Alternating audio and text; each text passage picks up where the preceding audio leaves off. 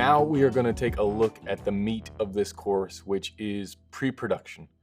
What the point is, how to tackle it, the best ways to maximize your time, where you should be putting your energy, some of the pitfalls to look out for, some of the things that you can do to really elevate your pre-production game, and things that you can shave hours off of the clock of wasting time doing things that will never make a difference. That's the focus of this section that we're going to look at now. So before we dive into the specifics, we should come up with a baseline of what a successful pre-production looks like.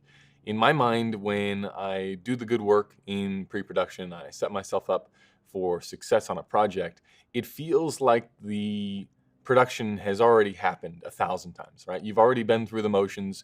You've discovered every problem that could have arisen. You've overturned every rock to see what's underneath it. You've explored all of the possibilities. And in doing so, when you arrive on set for the actual production day, there's no need to stress. There's no need to be anxious about being in a creative space, because you've taken the time to examine all of the possibilities, good and bad. And now you're prepared to make something, and you're prepared to accept the decisions that you've made up until that point when it comes to location and crew and gear, and just focus on how you can make the project better, right?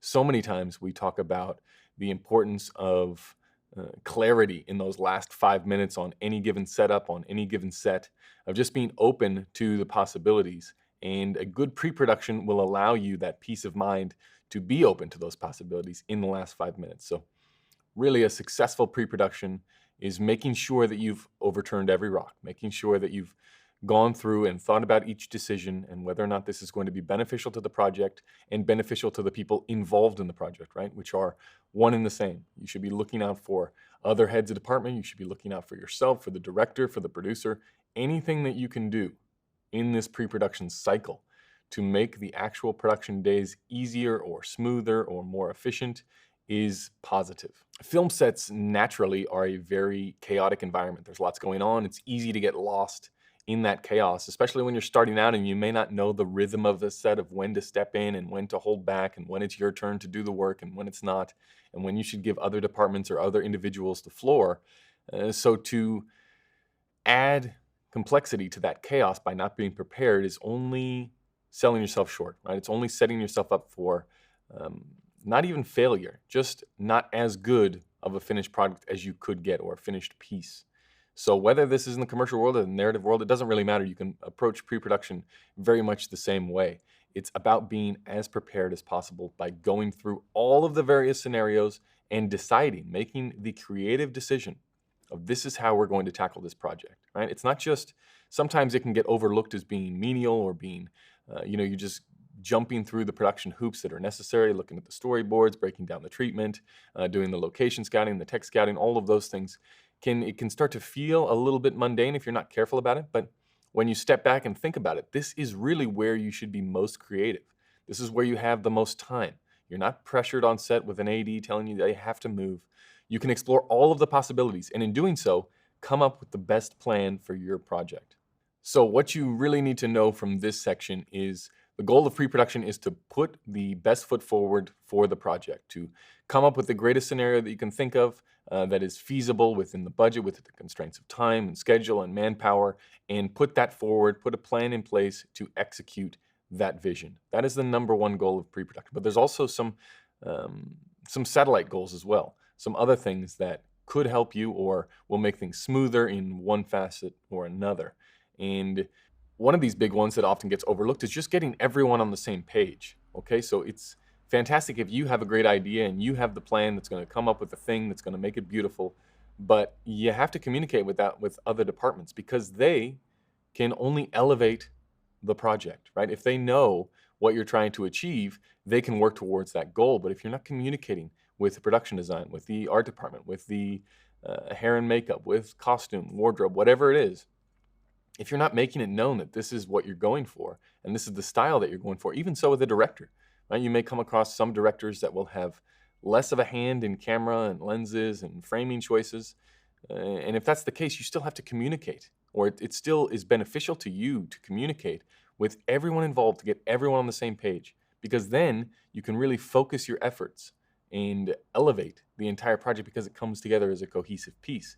Whereas if everyone's just doing their own thing and you just slop some stuff together. If you just slap some stuff together, yeah, of course it's an end result, it's a product, but is it the best that it could have been? Right? That's the question that you have to keep asking yourself in the pre-production process. Is what I'm doing now?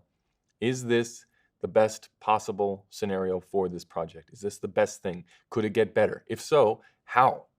And once you answer that how, it's okay, well, now do we have the capabilities? Do I run this by the producer? Do I run this by the production designer? Do I run it by the costume? Where in the production line can you elevate things? Can you make things better? Because every little 1 or 2% that you do now in pre-production to make it better is only going to make your job easier once you get on set. The other big takeaway that I've harped on quite a bit in this course so far is just getting to the problems as quick as you possibly can. So identifying things that may be issues, whether it's budget or schedule or talent or location. Those are the big things that a cinematographer will be looking for, but it is also getting your feedback on anything that comes in the pipeline with regards to the project. So I'll often go out and tell the directors that I'd like to see all the information on production design, on art department, on wardrobe, on casting. Just send it all to me. Even if it feels like it's irrelevant to my position, I want to know, because that gives me a better understanding of what I can do to help, right? The more information that I have, the more sound the base that I'm jumping off from is.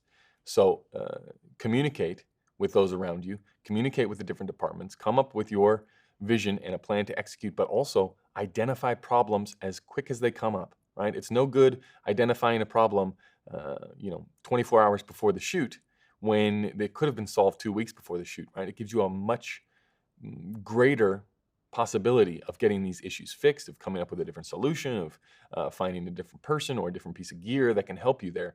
So really, you get better with experience. The more you do this, the more you're going to foresee certain problems that will come up time and time again. And we're going to talk about a few of those problems, especially when it comes to location and scheduling later on in this course. But for now, just know that one of the big focuses here is going to be anticipating problems and identifying them, communicating them to the proper person at the proper time, in a way that shows that you understand that there will be limitations. You understand that there may be constraints of some sort, whether it's location or budget or schedule, whatever. But these are the solutions. And presenting those people that are in charge in the chain of command, which we've spoken about so far in this course, the agency, the director, the producer, the first AD, those people that can make a difference, educating them on what their options are. Because you are the consultant, right? You're the visual consultant saying, yeah, we can do anything, but this is what you've asked to do. This is what it takes to do what you've asked. And if we don't have access to those things, these are a couple different options, right? So those are that's the other side of pre-production that you need to be involved in.